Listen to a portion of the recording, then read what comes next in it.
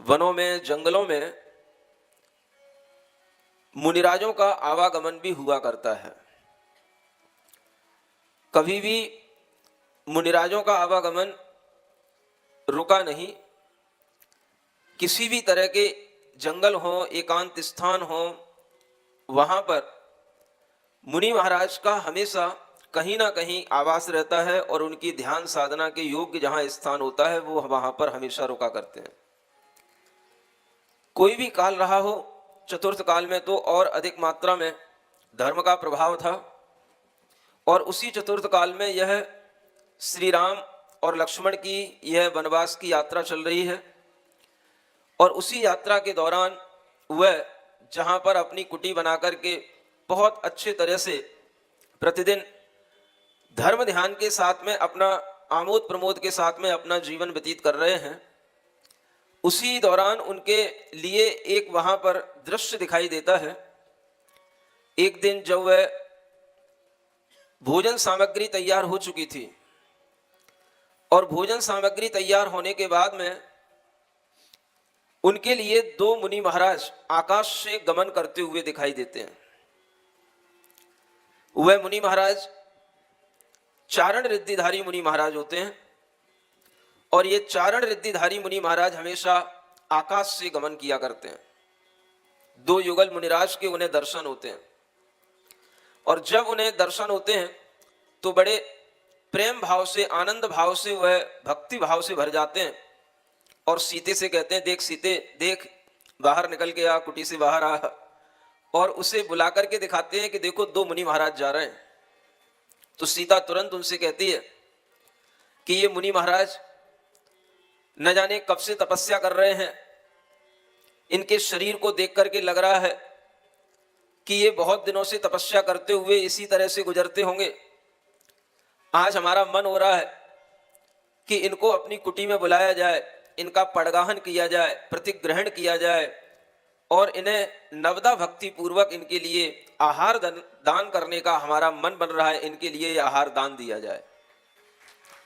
ऐसा विचार सीता का आता है तो राम तुरंत तैयार होते हैं और सीता के साथ राम खड़े होकर के मुनि महाराज को आकाश मार्ग से तुरंत बुलाने लग जाते हैं। और उनके बुलाने की एक विधि होती है।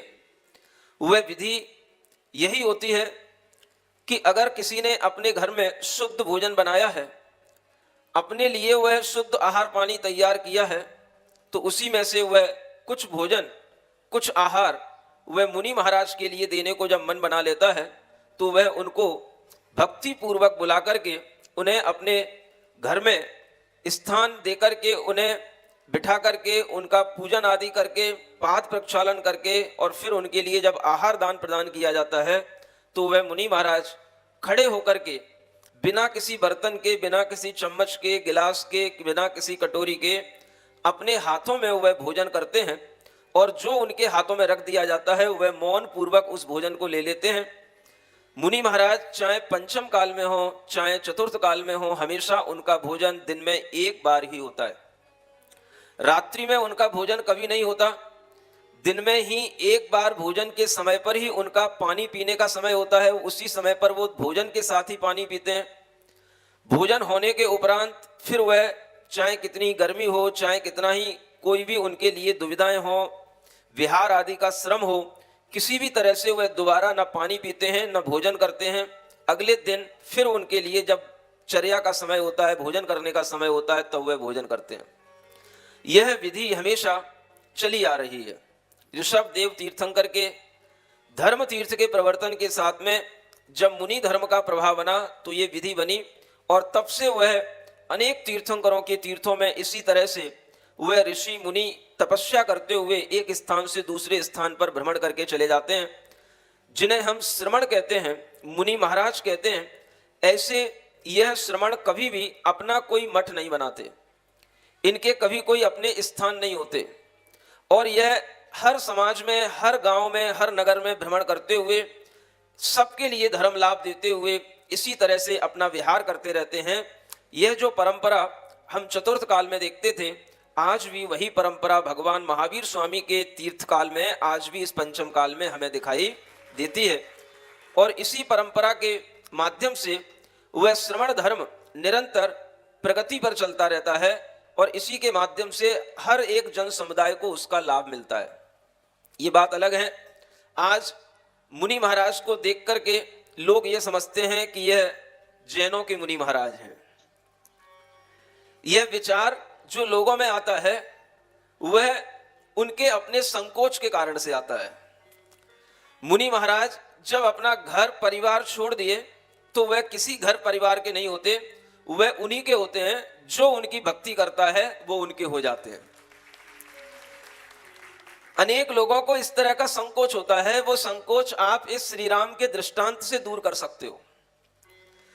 जब श्री राम स्वयं सीता के साथ में मुनि महाराज को देखते हैं तो वह उनको बुलाने के लिए निवेदन करते हैं, और बुलाने के लिए निवेदन कोई विशिष्ट निवेदन नहीं होता, सीधा साधा निवेदन होता है, अत्र अत्र अत्र तिष्ठ तिष्ठ तिष्ठ। इसका मतलब क्या होता है? यहीं यहीं यहीं पर रुक जाइए रुक जाइए रुक जाइए। अगर आपको संस्कृत नहीं भी बोलना आती है तो आप हिंदी में भी बोलेंगे तो भी महाराज रुक जाएंगे। आपके लिए ये भक्ति का भाव होना चाहिए कि हम मुनि महाराज को रोक लें, और अपने घर पर रोकने के बाद में हमारे घर में शुद्ध भोजन हो, हमारी शरीर शुद्धि हो, हमने अपने मन शुद्धि के साथ में शुद्ध भोजन का निर्माण किया हो, जिस भोजन में किसी भी जीव राशि का कोई हनन ना हुआ हो, जो भोजन मर्यादित हो और मर्यादा के अनुसार ही वह भोजन बनाया गया हो, जो भोजन छने हुए जल का हो, जल छानने के बाद में जो उसमें जीव छन करके आ जाते हैं उनका भी उस जल में पुनः विसर्जन किया गया हो, ऐसे शुद्ध जल से, और हर मौसम की मर्यादा के अनुसार जो आटे की मसाले की जो मर्यादाएं होती हैं उस मर्यादे के अनुसार अगर वह भोजन किसी भी श्रावक के घर में हो, और वो श्रावक अगर मुनि को भक्ति भाव पूर्वक इस तरह से उन्हें बुलाता है, रोकता है कि हे स्वामिन अत्र तिष्ठ तिष्ठ तिष्ठ, मन शुद्धि वचन शुद्धि काय शुद्धि आहार जल शुद्ध है, मेरे घर में प्रवेश कीजिए, मेरे घर में आहार जल शुद्ध है, आज मुझे आहार लेकर के आज मुझे धन्य कीजिए, तो कोई भी व्यक्ति उन मुनि महाराज का पड़गाहन कर सकता है। ये संकोच है दूसरे लोगों का जो मुनि महाराज को अपने घर में नहीं बुलाते। केवल जैन लोगों ने ये अधिकार ले रखा है, लेकिन ये अधिकार केवल जैन लोगों का नहीं है, अधिकार सभी लोगों का है। अगर श्री राम मुनि महाराज को बुला सकते हैं तो श्री राम के भक्त भी मुनि महाराज को अपने घर में बुला सकते हैं। बस विचार इतना ही होना चाहिए, पूर्णतया शुद्धि का भाव, क्षेत्र शुद्धि हो, जहां हम मुनि महाराज को बिठाएं वो घर हमारा शुद्ध हो, वहां कभी कोई मांसाहार ना किया गया हो, जिन बर्तनों से भोजन बनाया गया हो वो बर्तन भी शुद्ध हो, कभी उनमें कोई अवक्ष वस्तुएं मांसाहार आदि का कभी कोई वहां पर प्रयोग ना किया गया हो। ऐसे अनेक लोग मिलते हैं जिनके आचरण शुद्ध होते हैं, और हमने ऐसे भी अनेक लोग देखे हैं, ऐसे अनेक समाज देखी हैं, वो महेश्वरी समाज होती हैं। एक बार मैं मनासा में रुका था, एमपी के अंदर एक जगह है, और वहां पर ऐसे महेश्वरी समाज के लोग थे जो रात्रि में भोजन तक नहीं करते थे, रात्रि में पानी भी नहीं पीते थे। इस तरह से सदाचरण का पालन करने वाले शुद्ध लोग कई जगह मिलते हैं। ब्राह्मण जाति में भी अच्छे लोग होते हैं जो कभी मांस नहीं खाते, शाकाहारी होते हैं, हमेशा जिनका शुद्ध आचरण होता है। ऐसे अनेक लोग होते हैं जिनके घरों में कभी भी इस तरह का कोई भी गंदा खान पान नहीं होता। ऐसे घरों में हमेशा मुनि महाराज का आवागमन हो सकता है अगर वो लोग संकोच छोड़ करके अपने मन में ये भाव बनाते हैं कि हम भी मुनि महाराज की भक्ति करें और हम भी मुनि महाराज को अपने घर में बुला करके कैसे शुद्ध आहार बनता है, अगर वह उसकी गवेषणा करें तो उनके लिए भी ये लाभ मिलने में कोई दुर्लभता नहीं है। यह छूट सबके लिए है और होनी भी चाहिए। ये श्री राम जब स्वयं इस तरह का शुद्ध आहार पानी वह सीता बनाई और मुनि महाराज को उन्होंने देखा तो उनके मन में भक्ति का भाव आया। वह मुनि महाराज कई दिनों के उपवास के साथ में भ्रमण कर रहे थे, और उन्होंने जब उनको इस तरह से बुलाया, हे स्वामी अत्र तिष्ठ तिष्ठ अत्र तिष्ठ तिष्ठ, तो वह स्वामी वहीं पर रुक जाते हैं और रुक करके फिर उनकी आहारचर्या किस तरह से होती है और उस दौरान क्या कुछ घटित होता है, ये श्री राम की कथा से आगे सुनते हैं। मर्यादा पुरुष श्री राम है, सिद्ध प्रभु बलराम। मर्यादा पुरुष श्री राम है, सिद्ध प्रभु बलराम। आदर्श बने जन जन के, वसुधैव कुटुम्बुति जिनके। आदर्श बने जन जन के, वसुदेव कुटुम्बुत जिनके। जो भी ले इनका नाम, बिगड़े बनते सब काम। जो भी ले इनका नाम, बिगड़े बनते सब काम। प्रभो श्री राम, प्रभो श्री राम, प्रभु श्री राम, प्रभु श्री राम। मर्यादा पुरुष श्री राम है, सिद्ध प्रभु बलराम। मर्यादा पुरुष श्री राम है, सिद्ध प्रभु बलराम। दशरथ जिनके जनक कहाए, कौशल्या नंदन जन गाए। दशरथ जिनके जनक कहाए, कौशल्या नंदन जन गाए। इक्ष्वाकु वंश की शान, क्षत्रिय जग दया निधान। इक्ष्वाकु वंश की शान, क्षत्रिय जग दया निधान। प्रभो श्री राम, प्रभो श्री राम, प्रभु श्री राम, प्रभु श्री राम। मर्यादा पुरुष श्री राम है, सिद्ध प्रभु बलराम। मर्यादा पुरुष श्री राम है, सिद्ध प्रभु बलराम। पेज नंबर 52 से पढ़ते हैं। एक दिवस की बात है, करी रसोई तैयार। आगत पारण हेतु थे, तीनों ठाड़े द्वार। उसी समय चारण मुनि, गुप्ति सुगुप्ति नाम। दंडक वन में आ गए, हर्षित हो गए राम। वह जो दो मुनि महाराज थे, उनके नाम थे गुप्ती और सुगुप्ती। एक गुप्ती मुनि महाराज और सुगुप्ती मुनि महाराज जब उस दंडक वन में आए तो राम ने सीता के साथ में हर्षित होकर के उन्हें अपने कुटी के निकट बुलाया। और उस समय पर जो सुंदर भाव उनके अंदर आते हैं, कहा सीता ने अब स्वामी, भाग्य सुंदर हमारे हैं। जो रिद्धिधारी दो मुनिवर, आज वन में पधारे हैं। बड़ी नवधा भक्ति से उन्हें आहार देते हैं। देव आकाश में से दे कर जयकार करते हैं। उस समय पर नवदा भक्ति के माध्यम से उन्हें आहार दान कराया गया। और ये नवदा भक्ति एक तरह से हमने हिंदू संप्रदाय में भी, समाज में भी इस नवदा भक्ति को सुना है। नवदा भक्ति वहां पर भी होती है, लेकिन वह नवदा भक्ति का तरीका या प्रकार कुछ अलग हो सकता है, उसके भेद कुछ अलग हैं। वो भक्ति के ही अनेक रूप हैं। लेकिन जो मुनि महाराज के लिए नवदा भक्ति है, यह नवदा भक्ति का मतलब होता है कि जैसे जब उनका प्रतिग्रहण कर लिया, प्रतिग्रहण करना एक भक्ति हो गई। जब हमने उनको भावपूर्वक उन्हें रोक लिया, अत्र अत्र तिष्ठ तिष्ठ ऐसा कहकर के जब हमने उनको रोक लिया, और रोकने के बाद में उनकी 3 परिक्रमा लगा करके उन्हें विनय पूर्वक अपने घर की ओर, अपने घर के आंगन की ओर उन्हें ले गए, यह एक भक्ति हो जाती है।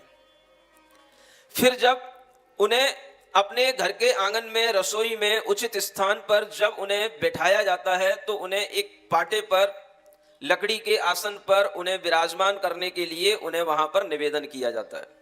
तो वो निवेदन करने के बाद में वह मुनि महाराज वहां बैठ जाते हैं। फिर उसके बाद में उनके चरणों का प्रक्षालन किया जाता है, जल डाल करके गंधोदक लिया जाता है, यह दूसरी भक्ति हो जाती है। फिर उसके बाद में उनके लिए पूजन किया जाता है, अष्टद्रव्य से जैसी बने वैसी पूजन हो जाती है, उनके गुणों की आराधना की जाती है, ताकि श्रावक के मन में भाव आता है कि हमारे लिए आज ये दिवस धन्य है कि हम भक्ति पूर्वक हे भगवान आपको आहार दे रहे हैं। ऐसा नहीं कि आपको आहार की इतनी जरूरत थी कि आपके लिए हम आहार दे रहे हैं तो हम बहुत बड़े हो गए। श्रावक अपने मन में भक्ति भावना से, उस विनम्रता से अपने आप को बहुत लघु महसूस करते हुए और उनके गुणों की पूजा बंदन करते हुए वह एक भक्ति और कर लेता है, जिसे अष्टद्रव्य से पूजा कही जाती है। ऐसी शुद्ध द्रव्य से पूजा करने के बाद पुनः वह नमोस्तु करता है, एक भक्ति और हो जाती है। और फिर उसके बाद में वह अपने मन से उनके लिए एक विश्वास दिलाता है कि जो यहाँ पर आप भोजन करेंगे, हम आपको जो भोजन देंगे वह मैंने मन से, वचन से, काय से शुद्ध होकर के बनाया है। स्नान आदि से निवृत्त होकर के शुद्ध वस्त्रों से, जिन वस्त्रों को किसी ने छुआ ना हो, ऐसे शुद्ध वस्त्रों से उस भोजन को बनाया गया है और शुद्ध वस्त्रों से ही वह भोजन दिया जाता है। जिन शुद्ध वस्त्रों को पहनने के बाद में कोई भी शरीर की क्रियाएं किसी भी तरह की न की गई हो, ऐसी वह पूर्ण शुद्धि के साथ में वह भोजन कराने के लिए जब वो श्रावक उद्यत हो जाता है तो वह मन शुद्धि, वचन शुद्धि, काय शुद्धि, आहार जल शुद्ध है, यह 4 शुद्धियां और उनके लिए बोल करके उनके लिए विश्वास दिला देता है। इस तरह से यह नवदा भक्ति माने 9 प्रकार की भक्तियां होने पर वह मुनि महाराज उस श्रावक से आश्वस्त होकर के आहार ग्रहण कर लेते हैं। वह श्रावक जानता है कि शुद्ध भोजन कैसे होता है, शुद्ध पानी का चयन कैसे किया जाता है, यह उसे ज्ञात होता है। और इसी तरह का शुद्ध भोजन पान वनों में, जंगलों में हमेशा मिला करता है। ग्रामीण जीवन जब तक रहता था, हर घर घर में शुद्ध भोजन पान रहता था, क्योंकि हर दिन शुद्ध आटा बनना है, रोजाना का आटा बनना है, रोजाना मसाले बनने हैं, रोजाना ऊखली में कूटना है सब कुछ। पहले से पैकेट बंद कोई चीजें, ये जो बाजार का सिस्टम चला है, कभी भी अगर पुराने लोग यहाँ बैठे हों तो आज से 20 साल 30 साल पहले कभी आटा, नमक, मसाले कभी कोई लोग घर में पैकेटों के माध्यम से खरीद करके कभी नहीं लाते थे। आटा वगैरह ये सब चीजें घर में बना करती थी। धीरे धीरे चक्कियां आई तो चक्कियों से बंद करके आने लगा, तब भी वो बहुत सारी मात्रा में आकर के घर में रखा जाने लगा। लेकिन शुद्ध तरीका वही था जब प्रतिदिन आटा बना करता था। प्रतिदिन सुबह सुबह दादी माँ चक्की पीस करके वह आटा निकालती है, रोजाना उखली से उसमें खलबत्ते से मसाले बनते थे। तो ये शुद्ध भोजन प्रतिदिन होता था। नलों की व्यवस्थाएं नहीं थी, ये शहरों की व्यवस्थाएं नलों की।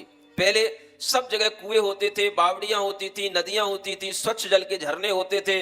तो स्वच्छ जल, उस पानी को निकाल करके उसको छाना जाता था। छने हुए उस बिलछानी को पुनः उसी में जो उसमें जीव रह जाते हैं छन्ने में, वो उसी पानी में विसर्जित कर दिए जाते हैं ताकि उनका वध ना हो। ऐसी शुद्ध दृष्टि से वह जल छाना जाता था। मनु स्मृति में भी लिखा है, वस्त्र पूतम पिबेत जलम। ये मनु स्मृति के वाक्य हैं। दृष्टि पूतम न्यसेत पादम, वस्त्र पूतम पिबेत जलम। सभी व्यक्तियों को देख करके चलना चाहिए। दृष्टि पूतम न्यसेत पादम, अपने चरण अपने पाद देख करके रखना। वस्त्र पूतम पिबेत जलम, और जल को हमेशा वस्त्र से छान करके जल को पीना। ये सब पहले भारतीय सभ्यता में सबके लिए होता था। इसमें जाति का, संप्रदाय का कोई भेद नहीं होता था। हर व्यक्ति छान करके पानी पीता था। कोई भी रात्रि में भोजन नहीं करता था। यह भारत की एक सभ्यता हुआ करती थी, एक पहचान हुआ करती थी।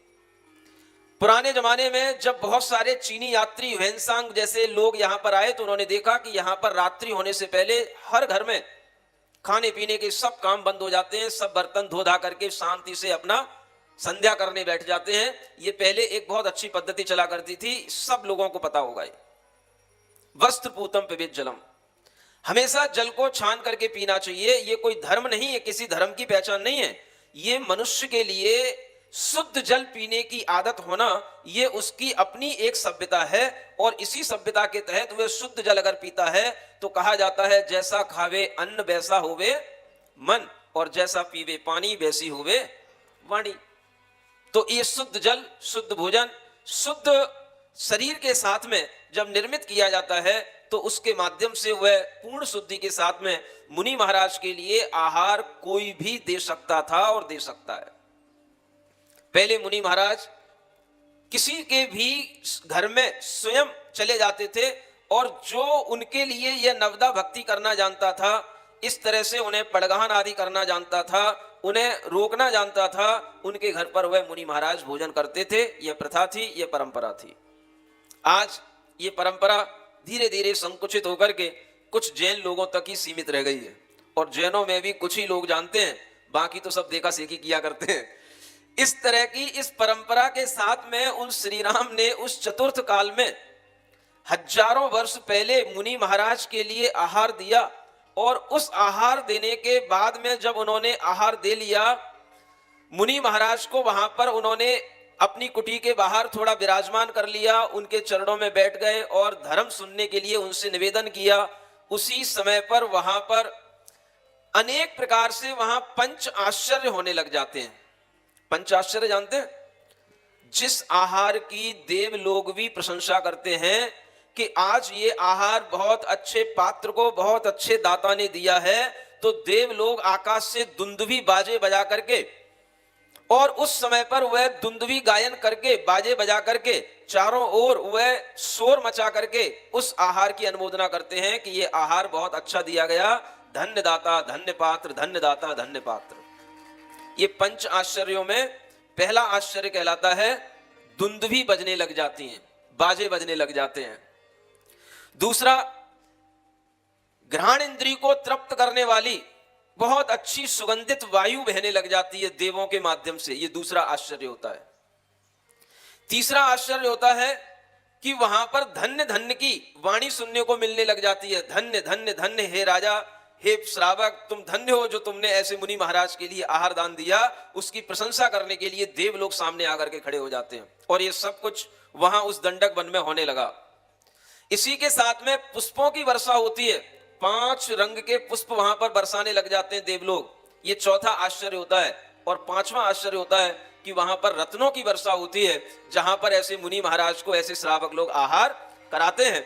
न श्रावक को पता कि मुनि महाराज कहाँ हैं, और न मुनि महाराज को पता कि यहाँ कोई श्रावक हो सकता है। और ऐसी जब कोई अचानक से घटना घटित हो जाती है तो देव लोग भी प्रसन्न होकर के पंचाश्चर्य करते हैं, और ऐसे पंचाश्चर्य वहां होने लग जाते हैं। उन्हीं का वर्णन आगे इस रूप में यहाँ पर है। रत्न और पुष्प वृष्टि साथ पंचाश्चर्य होते हैं, वहीं एक गिद्ध बैठे वृक्ष पर यह दृश्य लगते हैं। मुनि दर्शन से परभव याद सारे आ गए उसको, इस भव पापों का फल रौरव दिखा सामने उसको। मिटाने पाप अपने आ गिरा मुनियों के चरणों में, हुआ सुंदर स्वरूप ऐसा कहाँ तक हाल वर्णों में। पैर वैडूर मणि समचोच हो गई लाल मूंगे सी, चमकले स्वर्ण की वह पंख लगते बहुत प्यारे हैं। कहा सीता ने स्वामी भाग्य सुंदर हमारे हैं। उसी समय पर एक और घटना घटित होती है। इधर मुनि महाराज का आहार होता है, मुनि महाराज बैठे होते हैं। जब आहार दिया जाता है उससे पहले पाद प्रक्षालन किया जाता है, और पाद प्रक्षालन का वह जो जल है वह कुटी के बाहर रखा रहता है। वहीं एक वृक्ष के ऊपर एक गिद्ध पक्षी आकर के वहां पर बैठ जाता है। वह गिद्ध पक्षी वह सारा दृश्य देखता है कि यहां क्या हो रहा है।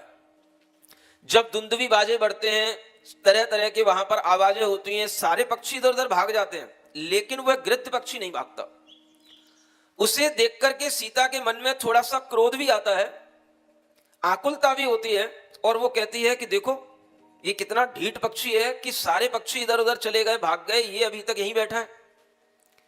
वह बैठा बैठा देख ही रहा था कि जहां पर मुनि महाराज का गंदोदक रखा हुआ था, उनके चरण धुलाने के बाद में जो जल बचा हुआ जहां पर रखा था जिस थाली में, वह गीध उसी समय पर आकर के उस थाली में बैठ जाता है, और उनके उस गंदोदक से अपने पूरे शरीर को नहला लेता है।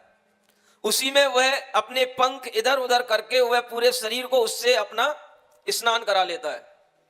और ऐसा देखते देखते उसी समय पर उसके पापों का ऐसा प्रक्षालन होता है कि उसका जो रूप कुरूप था वो एकदम से वह उस गंधोदक के प्रभाव के कारण से सुंदर रूप बन जाता है। उसका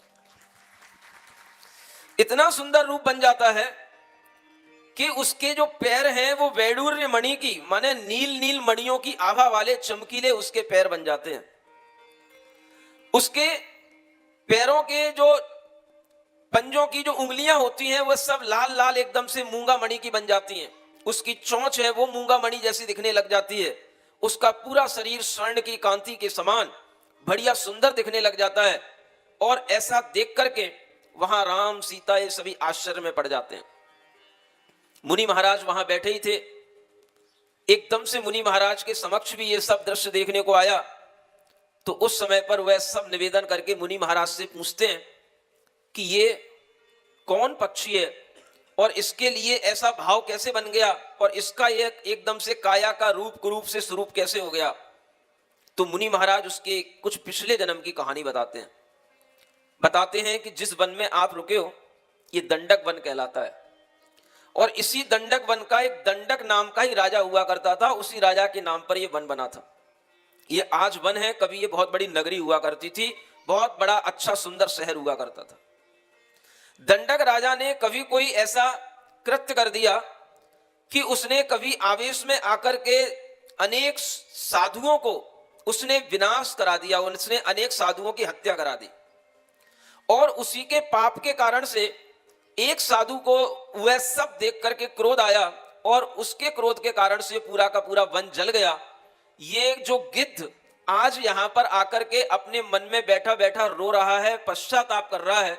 और पश्चाताप करने का कारण यह है कि इसे आज मेरे दर्शन होने पर यानी मुनि महाराज को देखने पर इसे अपने पूर्व भव की याद आ गई और इसलिए आज यह सोच रहा है कि मैं कितना नीच था, पूर्व भव में मैंने कितने पाप किए, उस पापों का प्रक्षालन करने के लिए आज ये गंधोदक में अपने आप को नहला रहा है। और उसे याद आ गया है कि यही वह दंडक राजा था जो इस दंडक वन में पहले एक दंडक राजा के रूप में रहा करता था और इसी राजा ने बहुत सारे मुनि महाराज का वध किया था, जिसके पाप के कारण से यह तिर्यंश योनि में आज ये भटक रहा है और ये गीध बन करके आज सामने आया है। अब इसके पाप के प्रक्षालन का समय आया है। यह उन्होंने उसके पूर्व जन्म की कथा उसको जब सुनाई और ऐसा उसका रूप बनते हुए देखा तो सीता के मन में, राम के मन में ऐसे उस गीध के प्रति दया के भाव आ गए, कोमलता के भाव आ गए और वह उस गिद्ध के साथ में अपना इस तरह का भाव करने लगे कि मुनि महाराज ने उनसे कहा कि इस गिद्ध को तुम छोड़ना नहीं, इसे अपने ही पास में रखना।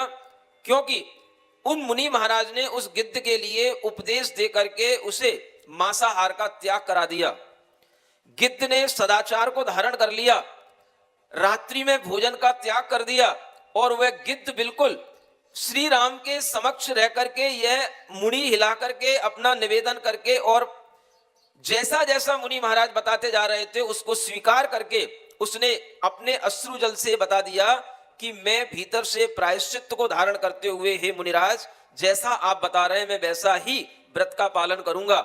और वैसा करने के लिए वह जब कटिबद्ध हो गया, मुनि महाराज ने उसके भावों को समझ लिए तो उन्होंने श्री राम से कहा इसे अपने पास में रखना, नहीं तो दूसरे जंगली जीव इसका वध कर देंगे, क्योंकि इसने संकल्प लिया है यह अब किसी की हिंसा नहीं करेगा, यह अब किसी को मारेगा नहीं, यह मांस नहीं खाएगा, ऐसा संकल्प इसके मन में आ गया है। और इसी कारण से वह गिद्ध, वह पक्षी उनके पास में रहने लग जाता है, सीता उसके साथ खेलने लग जाती है और वह पक्षी भी उन तीनों के बीच में एक चौथा ऐसा सदस्य बन जाता है जो मानो उनके परिवार का ही हो गया हो, ऐसा धीरे धीरे उसे प्रेम मिलने लग जाता है। राम देखते रह गए काय बदलती जाए, तीनों को आश्चर्य है प्रभु महिमा नहीं पाए। राम कहे पक्षी तेरी शुभ गति हो गई आज, इस भव में ही सब तेरे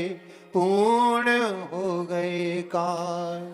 मुनि चरणों से सब दूर करें वो नहीं हटाए, हटता था आंखों से नीर बहा कर वह चरणों में शीश रगड़ता था। मानो निज पापों का प्रायश्चित यूं करके प्राण छोड़ देगा और भाव तपस्या से मानो स्वर्गीय सुखों को पालेगा। यह देख हाल श्री मुनियों ने उसको जिन धर्म उपदेश दिया, उस ज्ञानी पक्षी ने जिसको निज शीश हिला स्वीकार किया। फिर पंचशील व्रत आदि दिए और सीता जी को समझाया, सम्यक दृष्टि यह जीव हुआ इस पर रखनी अपनी छाया। कह कह करके चल दिए नभ मग श्री मुनिराज, जनक नंदिनी निज कुटी पक्षी को ले आ। बड़े प्रेम से रख दिया उसका नाम जटायु, तीनों को इम प्रिय लगे जिम प्रिय लगती आयु। श्री राम लक्ष्मण ने मिलकर एक रथ सुंदर निर्माण किया। शय्यासन सबका प्रबंध गज से घोड़ों का काम लिया। डकवन के रमणीक स्थल उस रथ से देखे चारों ने, जाए माताओं को लाए घेरा था इन्हीं विचारों ने। लक्ष्मण से करने लगे प्रकट इतने में आ बरसात लगी, तन मन में निश्चय किया शरद में बुलाएंगे मात सभी। आ गई शरद ऋतु धीरे से चंद्र की चंद्रिका छिटक उठी, इस ऋतु में वन विहार कर ले यह लक्ष्मण के मन बात उठी। और यह पक्षी जो गिद्ध पक्षी है वह इतना सुंदर लगने लगा है, उसकी जटाएं चमकीली हो गई थीं, इसलिए श्री राम ने उसका नाम जटायु पक्षी रखा था। यह जटायु पक्षी जिसका वर्णन सभी रामायणों में आता है, यहां यह जटायु पक्षी इस रूप में वहां पर आराम से रह रहा है। पहले यह गिद्ध था, मांसाहारी था, अब ये 5 शील व्रतों को धारण करने वाला बिल्कुल सदाचारी बन गया, सम्यक दृष्टि बन गया। ऐसा यह जीव, यह पक्षी उनके घर का एक सदस्य की तरह रहने लगा, और जब जब सीता उसे बुलाती थी वह उनके पास आ जाता था, सीता उसके साथ खेलती थी, वह अगर कोई भी गाना गाती थी, नाचता था, इस तरह से यह पक्षी उनके साथ रम गया था। और ऐसे पक्षी के साथ में वहां पर रहते हुए जब श्री राम के मन में विचार आया कि देखो अब हमने अपना यहाँ पर अच्छा निवास स्थान बना लिया है, सब कुछ उनके आसपास, घोड़े हाथी सब कुछ उन्हें जंगलों में ही मिल गया, और अब उनके मन में आया अब हम अपनी माँ कौशल्या को यहीं बुला करके लाएं, जो हम कह करके आए थे कि जब हम अपने स्थान पर पहुंच जाएंगे तब हम तुमको बुलाने आएंगे। मन में विचार करते करते फिर राम जी के मन में आया कि अभी रुक जाते हैं, वर्षा काल का समय है, आवागमन में दुविधा होगी, जब ये वर्षा काल चला जाएगा तब उसके बाद में शरद ऋतु का समय आएगा, जब सब जगह स्वच्छ वातावरण हो जाता है तब बुला करके लाएंगे। और ऐसा विचार करके उन्होंने पूरा चातुर्मास का समय वहीं निकाला, और उसके बाद में जब वह शरद ऋतु का समय आता है, वन में विहार करते हैं। लक्ष्मण जी के लिए इधर उधर घूमने का मन बहुत होता है, और वह कभी कभी जैसे ही मौका पाते हैं कि उन्हें समय मिलता है कि अब हम निश्चिंत हैं, राम और सीता की थोड़ी सी देखभाल किए बिना भी हम इधर उधर घूम सकते हैं, तो वह लक्ष्मण जी इधर उधर घूमने निकल जाते हैं। और इसी स्थिति में वहां पर एक बहुत बड़ी घटना घटती है, जो घटना आगे एक किस रूप में सामने आती है यह उसकी पृष्ठभूमि है।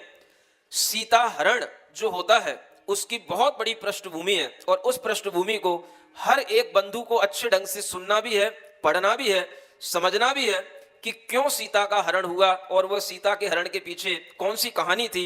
वो कहानी अब आपके सामने आती है। गुरु कथा सुनाए राम रतन गुण धाम की, गुरु कथा सुनाए राम रतन गुण धाम की, है पद्म पुराण में पुण्य कथा श्री राम की, है पद्म पुराण में पुण्य कथा श्री राम की। विद्या गुरु का आशीष पाए नगर बरेला मुनि द्वय आए, चंद्र प्रभु का दर्शन कीना, राम प्रभु का सुमिरन कीना, सब पर शब्द मोहिनी डारी, मंत्र मुग्ध हो गए नर नारी, मर्यादा का मान कराया, परमात्मा का स्वरूप दिखाया,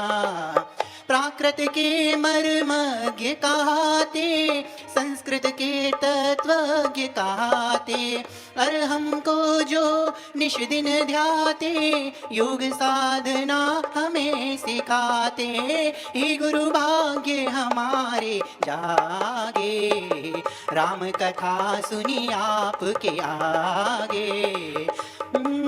विद्या गुरु के आँख के तारे, प्रणम्य चंद्र हमें भव से तारे। राम श्री राम श्री राम श्री राम, राम श्री राम श्री राम श्री राम। अब वह श्री राम वहां पहुंचते हैं। ये वर्णन कर्णरवा नदी के पास का है। इस कर्णरवा नदी के उस पार जाने का उनका मन बन चुका था और उस पार जाने की उन्हें इतनी ललक थी कि उनके शरीर में रोमांच उत्पन्न हो जाते थे कि हम उस स्थान पर पहुंचे जहां भूमि गोचरियों का प्रवेश बंद हो जाता है, जहां उनका पहुंचना कठिन हो जाता है, जहां भरत की आज्ञा नहीं चलती है। हम उस दंडक बन के भी उस अंतिम छोर पर चलें और वहां पहुंचने के लिए वह बिल्कुल समुद्र के किनारे पर पहुंच जाते हैं। जो समुद्र का किनारा उस दंडक वन का आखिरी किनारा होता है और वहां के बाद में विजयार्थ और विद्याधरों के वहां पर नगरों के राजाओं का आवागमन होता है। ऐसे उस दंडक वन के अंत में एक क्रौंच रवा नदी पड़ती है और जो समुद्र के उत्तर तट के बीच में है वह जो स्थान है वह वंश स्थल पर्वत का स्थान कहलाता है और वहां पर बांसों की बहुत बड़ी बड़ी झाड़ियां होती हैं। उन झाड़ियों में एक शंभूक नाम का व्यक्ति वहां पर कुछ विद्या सिद्ध करने के लिए बैठा होता है। उसकी बात अब आपके सामने आगे आती है। क्या कर रहा होता है? लक्ष्मण जी राम जी की आज्ञा लेकर के इधर उधर घूमने निकलते हैं और उन्हें क्या दिखाई देता है ये सब आगे आप पढ़ेंगे। आज्ञा लेकर भ्रात से लखन घूमने जाए, वन में थोड़ी दूर पर अजब सुगंधी आय। अचरज भर कर मन में लक्ष्मण जब तक सुगंधि की खोज करे। श्रोताओं सुनो ध्यान करके उस गंध का सारा हाल कहें। दक्षिण दिश में सागर के मध्य लंका अनूप राजधानी थी। प्रति नारायण रावण राजा की चले जहां मनमानी थी। 8-10 सहस्त्र रानियों मध्य जीवन की मौज उड़ाता था 3 खंड का वह राजा राक्षस वंशी कहलाता था। रावण से छोटे कुंभकर्ण और सबसे लघु विभीषण थे पूर्व कर्म के उदय, भाग्य से तीनों ही तेजस्वी थे। रावण पंडित विद्वान बड़ा, जिन शासन के पालन हारा। विद्याएं बहुत थी सिद्ध उसे और न्याय नीति जानन हारा। थे इंद्रजीत और मेघनाथ 2 पुत्र बड़े ही बलधारी, और चंद्रनखा सुंदर भगिनी जो खरदूषण की वरनारी। पाताल लंक में चंद्रनखा संग खरदूषण सुख राज करे। दोनों आँखों से 2 कुमार शंभूक व सुंदर भाग भरे। अब यहाँ पर यह रावण का चित्रण आया है। फिल्म में जब तक नायक के साथ में खलनायक का दृश्य ना हो तो फिल्म का आनंद बढ़ता नहीं है। लेकिन आप पहले से जानते हैं कि इस फिल्म में क्या होने वाला है। कभी कभी देखी हुई फिल्मों को भी बार बार देखने में भी एक रोमांच आता है और आनंद बढ़ता है। यह रावण का यहाँ पर छोटा सा वर्णन किया। सबसे बड़ी बात ये जानने की है कि ये रावण राक्षस वंश का बहुत बड़ा राजा था, 3 खंड का अधिपति। यह बहुत बड़ी भूमियों का स्वामी था और यह राक्षस वंश का राजा इसलिए कहलाता था क्योंकि यह जीवों की रक्षा करना, प्रजा की रक्षा करना इसका काम था। आप इसको राक्षस के रूप में ना लें। राक्षस शब्द संस्कृत साहित्य के अनुसार रक्षा करने के अर्थ से बनता है। जो रक्षा करने वाला होता है उसे राक्षस कहते हैं। जैसे रघु का राघव बनता है, मनु का मानव बनता है, ऐसे राक्षस शब्द से राक्षस शब्द बनता है। यह राक्षस वंश का था जिसके वंश में इसके दादा, इसके पूर्वज हमेशा प्रजा की रक्षा करने के लिए तत्पर रहते थे। ऐसे यह राक्षस वंश का एक बहुत बड़ा राजा था और इसकी जो बहन थी जिसका नाम था चंद्रनखा, जिसका नाम आप लोगों ने क्या सुन रखा है? शूर्पनखा। कोई बात नहीं, नाम उसका नख के साथ ही जुड़ा है ना। नख उसके, नख माने नाखून उसके शूर्प के समान है, चंद्रमा के समान है। यह चंद्रनखा की जो स्थिति है वह चंद्रनखा का विवाह हुआ है किससे? खरदूषण से। ये सबको ज्ञात है। उन्हीं चंद्रनखा और खरदूषण से उनके 2 पुत्र उत्पन्न हुए। एक का नाम था शंभूक और एक का नाम था सुंदर। ये 2 पुत्र उनके हुए और इसमें जो शंभूक नाम का ये जो पुत्र था यह पुत्र, चूंकि ये विद्याधरों के राजा थे, सबको विद्याएं सिद्ध करने की होती हैं, और ये पुत्र अपनी विद्या सिद्ध करना चाहता था, और एक सूर्यहास खड्ग होती है, सूर्यहास खड्ग, क्या नाम है? सूर्यहास खड्ग। हाँ, खड्ग माने तलवार। ये देवताओं के द्वारा प्रदान की जाती है। इस तलवार को सिद्ध करना माने हजारों देवताओं को अपने हाथ में रख लेना है। ऐसी इस सूर्यहास खड्ग को सिद्ध करने के लिए लक्ष्मण का उस स्थान पर जाना हुआ जहां पर यह शंबुक उस सूर्यहास खड्ग को सिद्ध करने के लिए बैठा हुआ था। और यह सिद्धि उसने जो की थी, बहुत लंबी तपस्या के साथ की थी। ध्यान रहे कि यह रावण का एक तरह से भांजा हुआ, और यह उसी जंगल में वह सिद्धि कर रहा है जहां पर राम, लक्ष्मण, सीता वहां पहुंच चुके हैं। देखो, व्यक्ति कहीं ना कहीं अपने कर्म का मारा ही होता है। हम चले जा रहे हैं, कहीं से कहीं तक पहुंच रहे हैं, ये समझ के चलना कि कर्म हमें वहां तक ले जा रहा है। कौन ले जा रहा है? कर्म प्रधान विश्व करी राखा, जो जस करई सो तस फल चाखा। ये हमेशा वाक्य याद रखना। यह विश्व कर्म प्रधान है। हर व्यक्ति के अपने अपने कर्म किसी किसी स्थान पर जाकर के फलेंगे, वह कर्म उसे वहां तक ले जाएंगे, और उन कर्मों के माध्यम से उसकी किस तरह से अपने आप संयोजना हो जाती है, यह आपको यहां पर बहुत अच्छे ढंग से समझने को मिलेगा। खंग सूर्य खड्ग सूर्यहास सिद्ध करने, कुमर शंभूक वन आया, बैठा बांसों के बीड़े में, नहीं कुछ मन में भय लाया। वर्ष 12 किया साधन, हुई खड्ग सिद्धि थी भारी, 4 दिन हो गए लेकिन उठा लेने न बलधारी। सिद्धि पश्चात जो साधक 7 दिन तक नहीं लेवे, तो साधक का वधिक हो खंग नियोगों में यही आवे। खड्ग की ही सुगंधी थी दिव्य महकार वो सारी, खोजते आन लक्ष्मण ने खंग वह ले लिया भारी। देखो, कोई साधना कर रहा है 12 वर्ष से। कितने वर्ष से? 12 वर्ष से उसने साधना की। कहां बैठ करके साधना करता है? बांसों के बीड़े में, बांसों के बीच में स्थान बना करके, वहां पर बिल्कुल एकांत में कोई भी ना आ पाए, ऐसी वह संबूक साधना कर रहा है 12 वर्ष से, सूर्यहास खड्ग रूपी उस विद्या की सिद्धि करने के लिए। और उस साधना के साथ में उसके अनेक नियम है। वह एक ही अन्न का भोजन लेता है, ब्रह्मचर्य का पालन कर रहा है, हर तरह के सदाचार के नियमों का निभाते हुए पूरी संयम के साथ में, एकाग्रता के साथ में उसने वो सिद्धि की। और उसके 12 वर्ष पूरे हो चुके। 12 वर्ष पूरे होने के बाद में वह सूर्यहास खड्ग उसके सामने आ गया, उन्हीं बांस के झुंडों में लटकने लग गया। लेकिन उस सिद्धि के उपरांत एक नियम था कि जो सिद्धि होने के बाद भी यह 7 दिन तक यह खड्ग जो नहीं उठाएगा, तभी वो उस साधक के काम में आएगा। अगर उसने 7 दिन धैर्य नहीं रखा और बीच में ही उस खड्ग को उठा लिया, तो वह उसी के द्वारा उसकी मृत्यु हो जाएगी। विद्या सिद्धि के अनेक नियम होते हैं। 12 वर्ष उसके पूरे हो चुके थे, सूर्यहास खड्ग उसे सिद्ध हो चुका था, वह उस बांस के झुंड में लटक रहा था।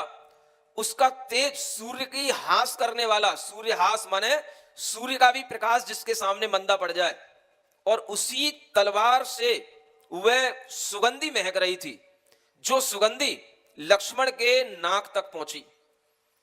जब लक्ष्मण वहां घूमने निकले, तो वह घूमते घूमते उस सुगंधी के आकृष्ट से वह वहां पर पहुंचे कि ये सुगंधी कहां से आ रही है। वह कौतूहल उनके अंदर हुआ और वह वहां तक पहुंचे जहां वो तलवार लटक रही थी। भीतर बांस के उस बीड़े में कौन बैठा है उन्हें पता नहीं था। बाहर वह तलवार लटक रही थी, सूर्य के समान तेजस्वी वह तलवार थी। और उस संबूक के लिए जो समय था, वो समय केवल 7 दिन में से उसके लिए 3 दिन और बचे थे। 4 दिन उसको हो गए थे। देखो, पुण्य किसे कहते हैं, भाग्य किसे कहते हैं। अर्जित कोई करता है, भोगता कोई है। ऐसा भी होता है कि नहीं होता? कमाता कोई है, खाता कोई है, विद्या सिद्धि कोई कर रहा है, और विद्या किसको मिलने वाली है, ये आपके सामने आ रहा है दृश्य। इसे कहते हैं कर्मों का फल। आदमी 12-12 वर्ष से जो अर्जित करता है, साधना करके जो कमाता है, उसे पुण्यवान व्यक्ति एक झटके में आकर के ले लेता है। और लक्ष्मण घूमते घूमते वहां आते हैं। उस संबुक के लिए 12 वर्ष से उसकी मां, जिसका नाम चंद्रनखा, वह चंद्रनखा उसके लिए भोजन लेकर के आती थी। केवल 7 दिन में भी अब उसके मन में इतना धैर्य नहीं रह रहा था। वो रोजाना नाचती थी, खरदूषण के पास जाकर के कहती थी, देखो मेरे बेटे को विद्या सिद्ध हो गई, तलवार सामने दिख रही है, बस 3 दिन और बचे हैं, बस 2 दिन और बचे हैं। ऐसा विचार करते हुए उसके मन में बहुत हर्ष उत्पन्न हो रहा था, और वह प्रतिदिन भोजन लेकर के आती थी, और उसको वहीं पर उसी स्थान पर भोजन करा करके देख करके चली जाती थी। इस तरह से यह कार्य चल रहा था 12 वर्ष से। सुन रहे हो? बोलो तो, क्या समझ में आ रहा है? ये बहुत बड़ी घटना है। आप सोचो, जंगल में भी सौभाग्य मिल रहा है, अनेक अनेक चीजों का, अनेक अनेक तरह की विद्याओं का, ये सब पूर्व पुण्य के उदय से प्राप्त होता चला जाता है। और वह सौभाग्य कभी कभी किसी विशिष्ट घटना का कारण भी बन जाता है। जब वह सुगंधी को सूंघते सूंघते लक्ष्मण जी वहां आते हैं, तो उन्होंने जैसे ही वो तलवार देखी, वो तो अपनी धुन में थे ही, उन्होंने तलवार देखी तो उन्होंने तलवार, उन्हें ना किसी से पूछना, ना किसी को देखना, ना कुछ समझना, उन्होंने वो तलवार वहां से अपने हाथ में उठा ली और तलवार को देख रहे हैं, बहुत चमकदार है, बहुत मजबूत है, बहुत पैनी है, और उसको आजमाने के लिए उन्होंने उसी बांस के बेड़े में उस तलवार को चला दिया। क्या हुआ? वह संबूक उसी के अंदर बैठा था, उसके 2 टुकड़े वहीं पर हो गए। खड्ग लिया जब हाथ में, मन में उठा विचार, इस बीड़े पर चलाकर देखें इसकी धार। देखें इसकी धार की कैसी सिफ्त का है यह स्वामी, देव हजारों सेवा में है खड़े खंग के नामी। इधर चलाया कटाशीष शंभूक बांस का बीड़ा, कौन मरा निर्दोष सोचिए व्यापी मन में पीड़ा। और उस समय पर जब वह, उसका खून उस तलवार में लग गया, वह उसका धड़ एकदम से कट के गिर पड़ा। एक तरफ तो ये दृश्य है, और दूसरी तरफ हजारों देवता वहां पर आकर के जय जयकार करने लगे, और लक्ष्मण के समक्ष आकर के हाथ जोड़ करके खड़े हो गए। मैं आपकी दासता स्वीकार करता हूं, आप मेरे स्वामी हैं, जब भी आप मुझे जो आज्ञा देंगे मैं आपकी आज्ञा का पालन करूंगा। हजारों देवता उनके चरणों में आकर के नतमस्तक हो गए। जो देवताओं के माध्यम से वह खड्ग सिद्ध होकर के उस संबुक के हाथ में आना था, वह खड्ग सिद्ध होकर के लक्ष्मण के हाथ में आ गया, और लक्ष्मण उन सब खड्गों के साथ में उन देवताओं का भी राजा बन गया। इधर एक बहुत बड़ा खून हो गया, और वो नादानी में हो गया, अनजाने में हो गया। लक्ष्मण ने जानबूझ करके उसको मारा नहीं था, वो तो उन्होंने उस तलवार की धार देखने के लिए उस पर चलाया, और जब वो चल गया तो एक बहुत बड़ा अनर्थ हो गया। और फिर उस अनर्थ के बाद देखो क्या होता है। लिए मन भारी लौटे जी, राम तब लखन संबोधे जी, जब सारा हाल सुनाया, सुन संबोधन राम कंगो लक्ष्मण शीश लगाया। उस समय पर बहुत देर हो चुकी थी, राम परेशान हो रहे थे कि लक्ष्मण कहाँ चला गया है, बहुत देर से दिखाई नहीं दे रहा है। उन्होंने सीता से कहा, राम जी ने सीता से कहा कि लक्ष्मण कहाँ गया, कितनी देर से नहीं आया।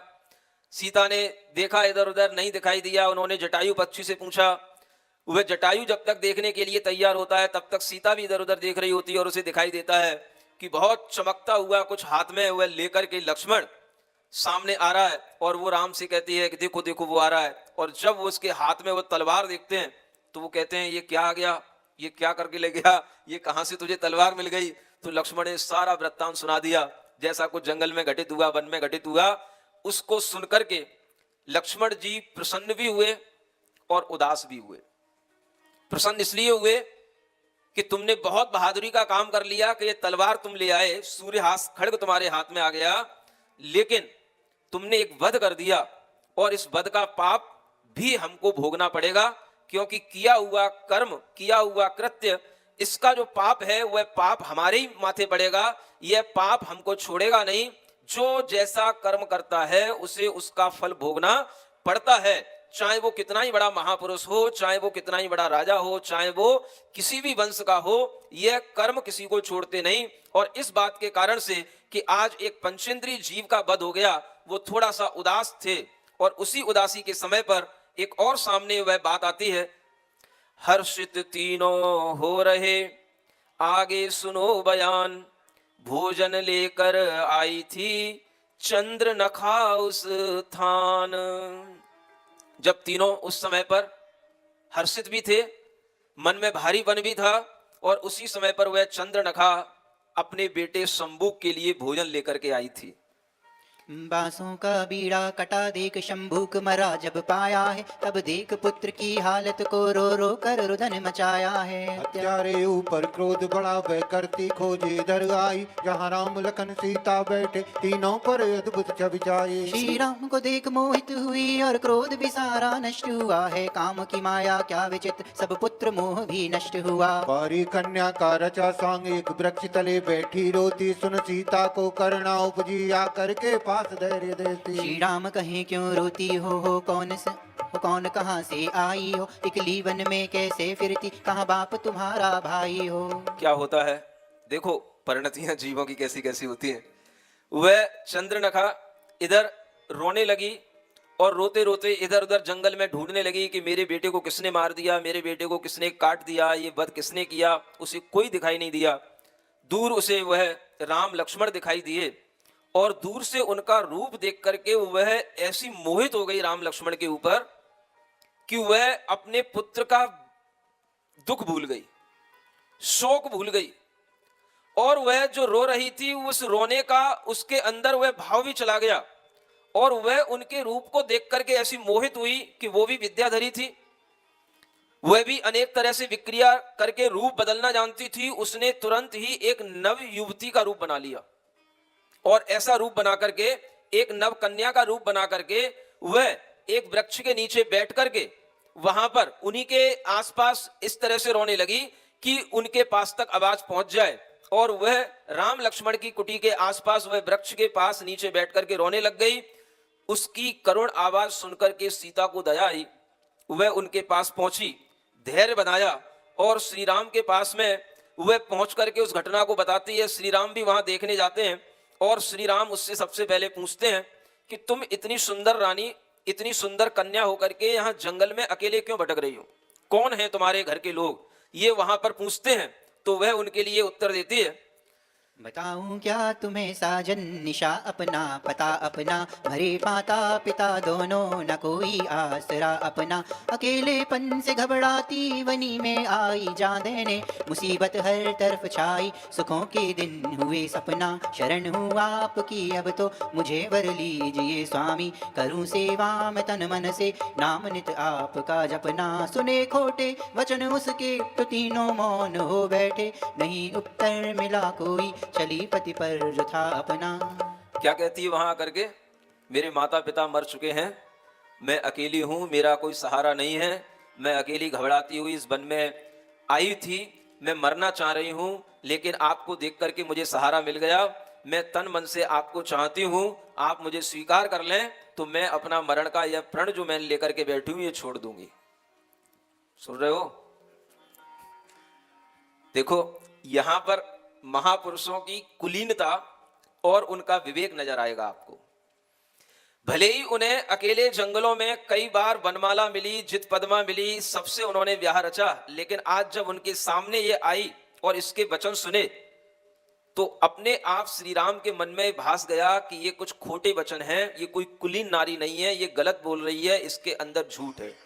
ये उन्होंने भांप लिया, क्योंकि उसकी जो हालत थी, उसका जो कहने का तरीका था, और उस तरह से वह जो अपनी बात बता रही थी, वह उन श्री राम को भास गई कि यह कोई बहाना बना रही है, और वह श्री राम के किसी भी तरह से इशारे को समझ नहीं पाने के कारण से, श्री राम का कोई भी इशारा उसके लिए नहीं मिलने के कारण से तीनों उस समय पर श्री राम, लक्ष्मण और सीता वहां से वापस लौट आते हैं, उस स्थान से हट करके आ जाते हैं। लेकिन वह जो चंद्रनखा थी वह मोहित थी राम पर भी, लक्ष्मण पर भी। वो तो ये चाह रही थी चाहे मुझे लक्ष्मण स्वीकार कर ले, चाहे मुझे राम स्वीकार कर ले, कोई भी मुझे स्वीकार कर ले। लेकिन राम ने उसकी जब बातों को सुना तो उनके मन में विचार आया कि इसके वचन खोटे हैं, इसका भाव खोटा है, और यह एक कुलीन नारी की ये भाषा नहीं हो सकती है, यह कोई अच्छी नारी नहीं है। ऐसा विचार करके वो वहां से हटाए। लेकिन लक्ष्मण के मन में उसके रूप को देख करके उससे मोहित होने का भाव बना रहा। भाई के सामने लक्ष्मण कुछ कह ना सके, वो लौट आए। लेकिन लक्ष्मण के मन में विचार आया कि ये भाई ने क्या किया, इतनी सुंदर नारी को जो दया के कारण से भीख मांग रही थी, सबको हम आसरा दिए फिरते हैं, उसको भी आसरा दे देते, उसको भी अपना लेते। तो लक्ष्मण के मन में विचार आया और लक्ष्मण फिर उन विचारों के साथ में उससे मोहित हुआ। बाद में समय पाकर के राम को अपनी कुटी में पहुंचा करके उनकी थोड़ी सेवा करके बाद में वह उसको ढूंढने निकला। तब तक तो वो चंद्रनिखा वहां से चली गई और वह फिर लक्ष्मण उसको ढूंढता रहा, वह उसको नहीं मिली। और नहीं मिली तो निराश होकर के फिर लक्ष्मण वापस राम के पास में आ गए। लेकिन वह चंद्रनखा अब क्या करती है, उसका बहुत बड़ा अपमान हो गया। क्या अपमान हो गया? उसे इन दोनों ने स्वीकार नहीं किया। इस अपमान का दंश लेकर के वह अपने राजमहल में पहुंचती है और वहां पर क्या नाटक रचती है ये अब आपके सामने आता है। मर्यादा पुरुष श्री राम है सिद्ध प्रभु बलराम, मर्यादा पुरुष श्री राम है सिद्ध प्रभु बलराम। जो स्वार्थ मोह को तज के उपकार लोक का करके, जो स्वार्थ मोह को तज के उपकार लोक का करके, अपवाद का रखते ध्यान पाते खुद में सम्मान, अपवाद का रखते ध्यान पाते खुद में सम्मान। प्रभु श्री राम, प्रभु श्री राम, प्रभु श्री राम, प्रभु श्री राम। मर्यादा पुरुष श्री राम है सिद्ध प्रभु बलराम, मर्यादा पुरुष श्री राम है सिद्ध प्रभु बलराम। जब वह चंद्रनखा खरदूषण के पास पहुंचती है और खरदूषण उसका कुछ बेहाल देखता है तो वह क्या हाल देख करके क्या सोचता है, निज नारी का देख कर यह वित्रस्त सा हाल, खरदूषण कहने लगे ये क्या प्रिय हवाल। उस नारी ने वहां जाकर के अपना वो हाल कर रखा था, खुद उसने अपने हाथ से अपने वस्त्रों को फाड़ डाले, अपने मुंह पर अपनी छाती पर कुछ नाखून लगा लिए और जाकर के इस तरह का हाल अपने पति को सुनाया कि मुझसे एक व्यक्ति ने, दोनों व्यक्तियों ने जंगल में जबरदस्ती की और जब मैं उनसे जान बचा करके जैसे तैसे यहां पर आ पाई तो मैं इस हाल में आपको दिखाई दे रही हूं। ऐसा उसने अपने पति खरदूषण के सामने ये नाटक किया और ये नाटक को देख करके वह क्रोधित होता है और फिर उसके बाद की कहानी कुछ और ही हो जाती है। यह क्या प्रिय हवाल जरा सब साफ साफ बतलाओ, किसका आया काल नाम तुम उसका मुझे बताओ। बोली चंद्रनखा ले हिचकी दो तापस सुकुमारा, साथ में एक सुंदर नारी काम उन्हीं का सारा। पुत्र भी मेरा मारा जी, खड़ग हर लिया बेचारा जी, धर्म मम हरना चाहा, दंडक वन से भाग शरण आ अपना शील बचाया। ये कहती है खरदूषण से आकर के कि उस दंडक वन में वह दो कुमार हैं जिनके पास में एक नारी है और उन्हीं ने मेरा ये सारा हाल कर रखा है, उन्हीं ने मेरा पुत्र मार दिया और बाद में मैं अपना शील बचा करके जैसे तैसे यहाँ तक आ पाई। ये वहां पर आकर के उसने खरदूषण से एक कह डाला। खरदूषण ने जब सुना छलनी से यह हाल, क्रोधाग्नि में जल उठा आंखें हो गई लाल।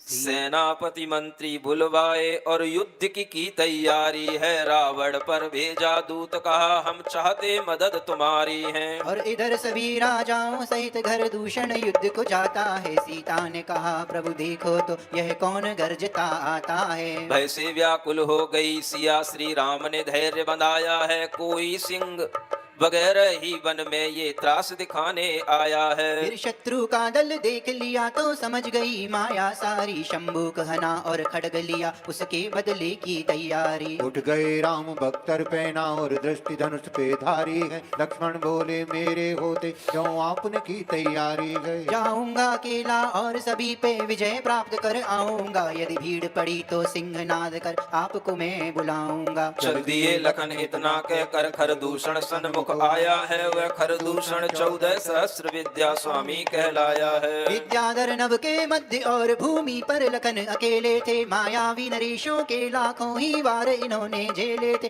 रावण सुनकर पैगाम तुरंत ही लंका से चल देता है। वन बीच राम के निकट सती सीता को देख बोल लेता है।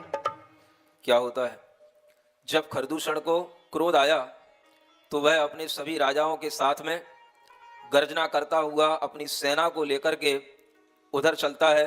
और दंडक वन में जब वह सेना आते हुए दिखाई देती है तो सीता उस समय पर डर जाती है।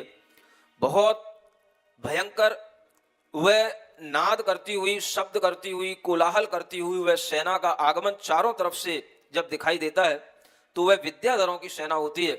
वह विद्याधर राजा होते हैं जो आकाश में भी हल्ला करते हैं और जमीन पर भी हल्ला करते हैं। वह जमीन पर भी बहुत भारी सेना लेकर के आए, आकाश में भी बड़े बड़े योद्धा खड़े हो गए। और जब ये सब देखा तो तुरंत राम और लक्ष्मण तैयार हुए। और जब तैयार हुए तो लक्ष्मण ने कहा आपको वहां जाने की जरूरत नहीं है, आप यहीं पर सीता को देखें, यहीं पर आप रुकें, इस कृत्य के लिए हम पर्याप्त हैं। और लक्ष्मण अपना कवच धारण करके, उनके पास में एक विशिष्ट कवच होता है जो शत्रु के बाणों से उनकी रक्षा करता है, अपना धनुष बाण लेकर के, वह सूर्यहास खड्ग लेकर के, तमाम विद्याएं उनके साथ में भी हैं लेकिन सेना नहीं है, वो अकेले हैं। और वह लक्ष्मण स्वयं वहां चलने के लिए तैयारी करते हैं। और जब वहां पर जाने लगते हैं तो वह अकेले जाते हैं, सेना बहुत भारी होती है। राम सोचते हैं ये अकेली सेना को कैसे विजय प्राप्त करेगा, फिर भी उनको लक्ष्मण पर विश्वास है। और लक्ष्मण जाते जाते राम से कहते हैं कि यदि हमें जरूरत पड़ी, यदि मुझे आवश्यक लगा तो मैं वहां पर लड़ते लड़ते एक सिंहनाद करूंगा। उस सिंहनाद को सुनकर के ये समझ लेना आप कि मैं आपको बुला रहा हूं, अन्यथा मैं आपको जब तक ना बुलाऊं तब तक आप सीता के पास ही रहना, इन्हें छोड़ करके अकेला मत जाना। ऐसा आपस में सब लोग विचार करके वह लक्ष्मण को जाने देते हैं। और लक्ष्मण से यह बात कह करके कि जब सिंहनाद लक्ष्मण करेगा तभी वह राम वहां पहुंचेंगे, यह बात राम को ज्ञात हो जाती है। और राम उस समय पर उस लक्ष्मण को अकेले जाने की तैयारी करने की और अकेले जाने की उसे आज्ञा दे देते हैं। लक्ष्मण अकेला ही खरदूषण के 14,000 राजा उसके साथ में है, 14,000 विद्याओं का वह स्वामी है। उन सब के बीच में वह राजा लोग जो विद्याधर थे वो आकाश में डटे हुए हैं और लक्ष्मण अकेला धरती पर खड़ा है। और उस भूमि पर अनेक मायावी नरेश, माया मने अनेक तरह की माया रचने वाले, विद्याओं के माध्यम से अनेक तरह के रूप धारण करने वाले अनेक लाखों राजा उसके सामने हैं। और उन सबके बीच में लक्ष्मण जमीन पर अकेला खड़ा हुआ उनके बाणों का प्रहार सहता है, उनसे लड़ता है। और उस समय पर इधर युद्ध हो रहा होता है। खरदूषण ने रावण के लिए भी वो पैगाम भेज रखा था कि आपको भी सहायता करने के लिए आना है, क्योंकि खरदूषण को ज्ञात हो गया था कि इस खड्गहास, इस सूर्यहास खड्ग को हाथ में लेने वाला कोई सामान्य व्यक्ति नहीं हो सकता। और ये तलवार जिसने अपने हाथ में ली है उससे युद्ध करना भारी पड़ सकता है। इसलिए जब रावण को ये सारा समाचार पहुंचाया कि तुम्हारा भांजा एक तरह से मृत्यु को प्राप्त हो गया है, तो रावण उसके लिए भी देखना आना चाहता था। अपनी संवेदनाएं खरदूषण के साथ रखने के लिए भी उसका आना जरूरी था। और रावण लंका से चल करके उधर उस दंडक वन में आता है। और रावण को भी उस समय पर वहां आते आते सबसे पहले वह युद्ध करने बाद में जा पाता है। पहले उसको कुछ और वह दिखाई दे जाता है। सामने वहां पर सीता बैठी होती है, राम उसके पास खड़े होते हैं और वह उस सीता के रूप को देख करके मुग्ध होता है। सीता का रूप अनुपम था जो वर्णन में नहीं आ सकता। लख सुधि अपनी रावण भूला, अब युद्ध में भी ना जा सकता। वह आया था खरदूषण की सहायता करने के लिए, युद्ध में जाने के लिए, लेकिन वह सीता के रूप में ऐसा मोहित हुआ कि वह वहीं का वहीं खड़ा रह गया और अपने मन में तरह तरह से विचार करने लगा कि अगर यह सीता हमारे हाथों में नहीं आई, हमारे भुजाओं में नहीं आई, तो हमारी इन भुजाओं का कोई अर्थ नहीं, कोई प्रयोजन नहीं। ऐसा वह मति का मारा वहीं के वहीं स्तब्ध हो गया। और उस समय पर वह क्या विचार करता है, क्या सोचता है, ये आपको अब कल